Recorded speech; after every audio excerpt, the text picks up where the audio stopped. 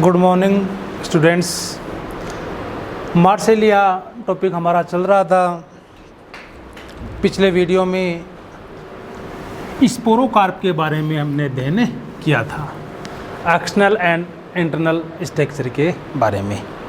आज बीजाणुदानी यानी कि स्पोरेंजिया, उसके बारे में अध्ययन करेंगे।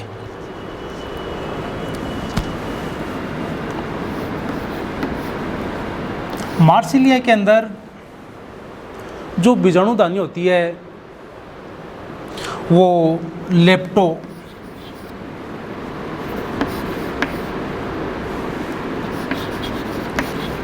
स्पोरेंजिएटी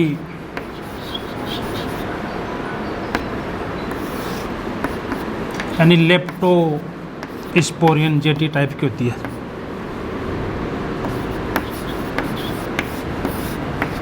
लेप्टोस्पोरेंजिएट, इसका क्या अर्थ है? आपने बीजाणुदानी का विकास दो प्रकार से पढ़ा था, यूस्पोरोजिएट एंड लेप्टोस्पोरोजिएट। लेप्टोस्पोरोजिएट का मतलब है कि कोई एक सिंगल सेल, एकल सेल जब बीजाणुदानी का निर्माण करती है तो उसे लेप्टोस्पोरेंजिएटी डेवलपमेंट कहा जाता है। बीजाणुदानी में इसका जो निर्माण है वो किस प्रकार से होता है? मार्सिलिया के अंदर जो मार्सिलिया है उसमें जो रिसेप्टिकल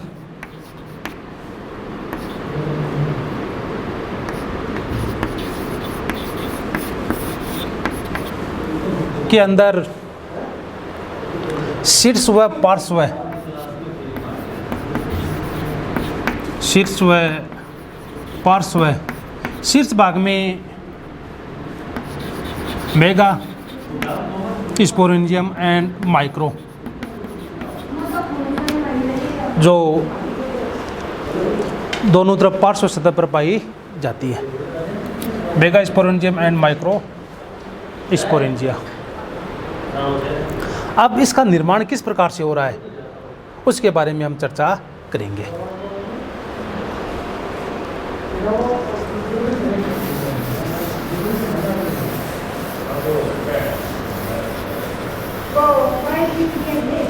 मार्सिलिया के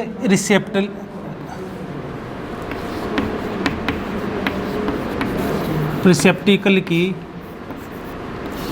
कोई भी पृष्ठीय कोशिका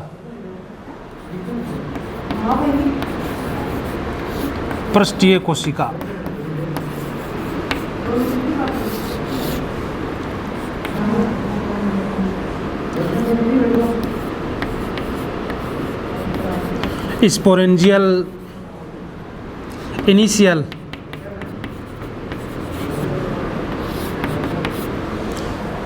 सेल के रूप में कार्य करती है। इस स्पोरेंजियल इनिशियल सेल में ट्रांसवर्स अनुप्रस्थ विभाजन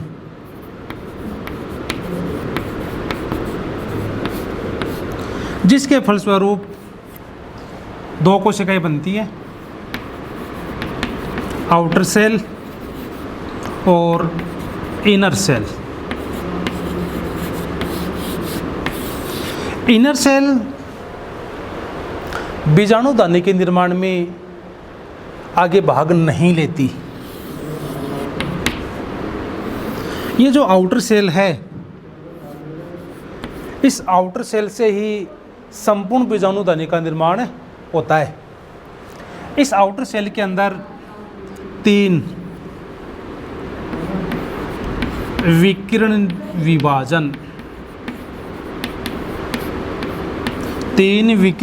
होते हैं, जिनके फलस्वरूप चतुष्फलकीय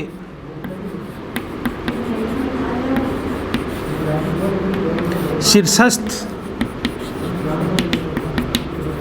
कोशिका का निर्माण होता है, यानी tetrahedral apical cell, tetrahedral apical cell.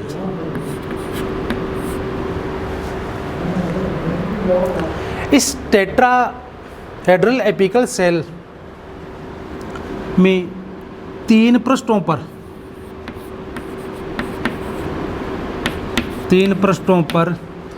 2-2 के रूप में बिंदु बनते हैं, जो स्पोरेंजियम के वृंत का निर्माण होता है, तथा फिर जो ये शीर्षक कोशिकाएं एपिकल जो सेल है, इसे वृत्त बन गया।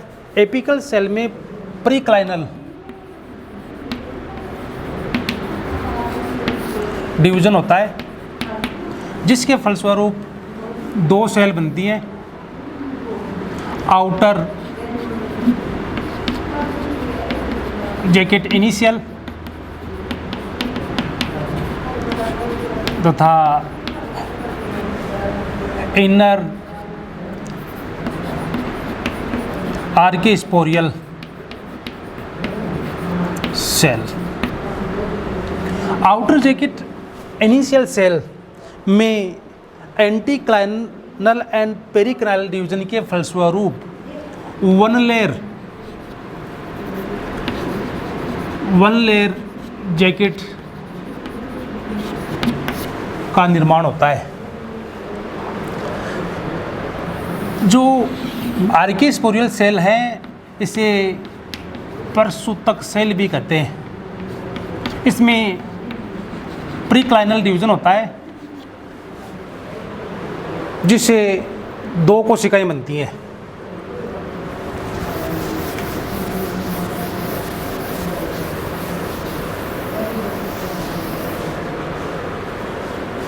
यानी इसे 2 सेल्स बनती हैं। आउटर होती है वो टेपिटल इनिशियल सेल के रूप में कार्य करती है, तथा इनर वाली प्राइमरी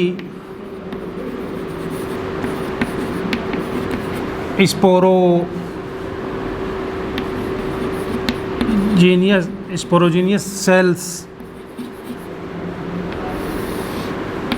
या प्राथमिक बीजाणुजन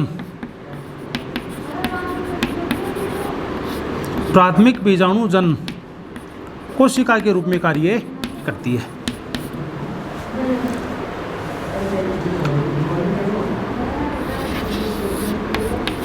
टेपिटियल इनिशियल सेल से एंटीक्लाइनल एंड पेरिक्लाइनल डिवीजन के फलस्वरूप